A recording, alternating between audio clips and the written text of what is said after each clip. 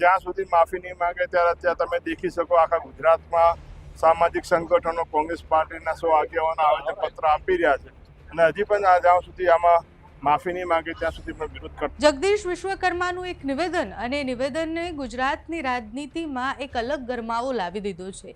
એ નિવેદન પછી કોંગ્રેસ તો જે રીતના રાહ જોઈને જ બેઠી હોય કે જગદીશ વિશ્વકર્મા કે ભારતીય જનતા પાર્ટીના નેતા ક્યાંક કંઈક બોલે અને પછી એના ઉપર રાજનીતિ થાય. કોંગ્રેસે આ મુદ્દો પકડી લીધો છે અને જગદીશ વિશ્વકર્માનો વિરોધ એ બધી જ બાજુ થઈ રહ્યો છે. એટલે માત્ર એવું નથી કે બનાસના બેન માટે જે બોલ્યા તો બનાસકાંઠામાં વિરોધ થયો, પણ આખા ગુજરાતના અલગ અલગ વિસ્તારોમાં વિરોધ થઈ રહ્યો છે. અમદાવાદથી લઈને વિરમગામથી લઈને બનાસકાંઠાના અલગ અલગ વિસ્તારોમાં, થરાદમાં તો મોટી બબાલ પણ થઈ હતી જ્યારે વિરોધ પ્રદર્શન થયો હતો.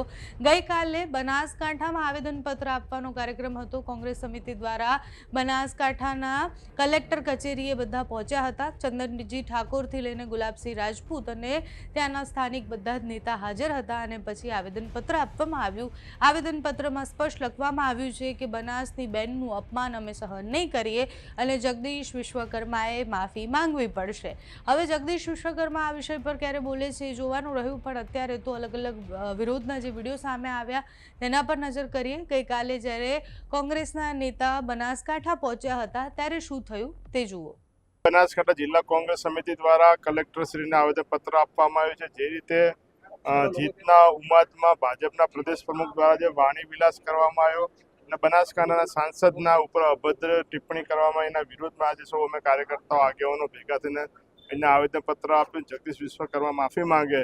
એક બાજુ નારી વંદનાની સન્માનની વાતો કરે છે અને બીજી બાજુ એક ચૂંટાયેલા મહિલા સાંસદ વિરુદ્ધમાં આવી અભદ્ર ભાષાનો ઉપયોગ કરતા હોય તો ભાજપના પ્રદેશ પ્રમુખ જ આવો વાણી વિલાસ કરતા હોય તો એના નીચેના કાર્યકર્તાઓ પાસે લોકો શું આશા રાખી શકે.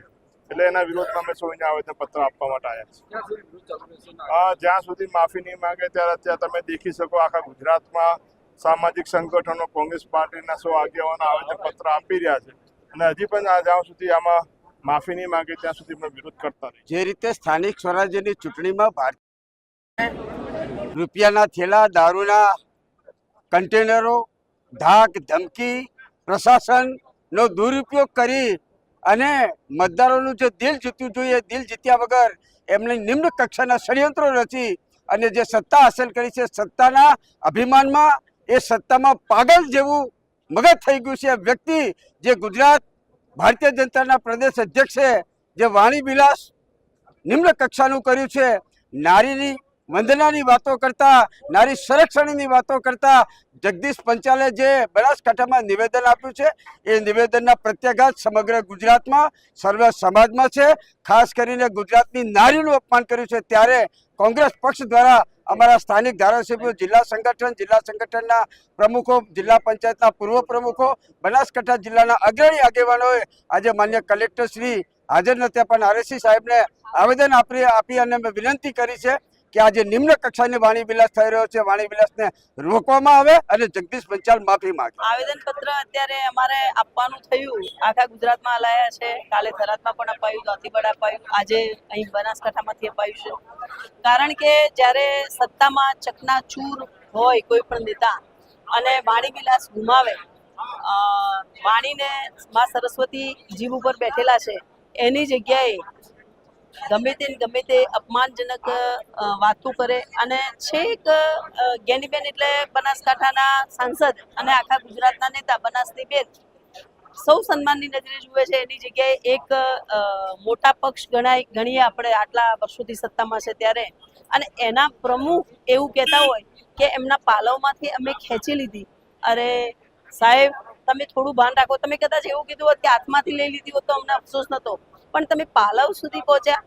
અને આપ ઇતિહાસ વાંચજો ના વાંચો હોય તો કે પાલવ ખેંચવા, સત્તામાં ચૂર થયેલો પાલવ ખેંચવા પતઈ રાજા પહોંચ્યો હતો અને આજે પંચાલ સાહેબ પહોંચ્યા છે. આ પાલવ સુધી પહોંચેલા આજે પણ પાવાગઢમાં રોડા રખડે છે. એટલે આવું નહીં સમજવું કે આપણે આટલા બધા સત્તામાં આવી ગયા પૈસાના જોરે, પૈસાની તાકાતથી, એટલે આપણને કોઈ હરાવવા વાળું નથી. ના, આજે પણ પ્રજા એ જ રાજા છે જેમણે હમણાં જ ટૂંક સમયમાં જ બીજેપીને મત આપ્યા છે. એ પણ લોકો અમારી સાથે છે કે ના, આવો વાણી વિલાસ ચાલશે નહીં. અને આજે તો તમે આટલી મોટી મહિલા નેતા માટે આવું બોલ્યા છો, તો ઘેર ઘેર બાઈ બેટી બુનો જે બેઠી છે એમના માટે તમે શું બોલશો? તમે અમારી બાઈ બેટીઓને પકડીને તમે ફોર્મ પાછા ખેંચાવો, તમે ગમે તેવું બોલો, તમારા અધિકારીઓ તમારા ગમે તેવું બોલે, આજે તમે પ્રદેશ પ્રમુખ થઈને પાલવ ખેંચવાની વાતો કરો.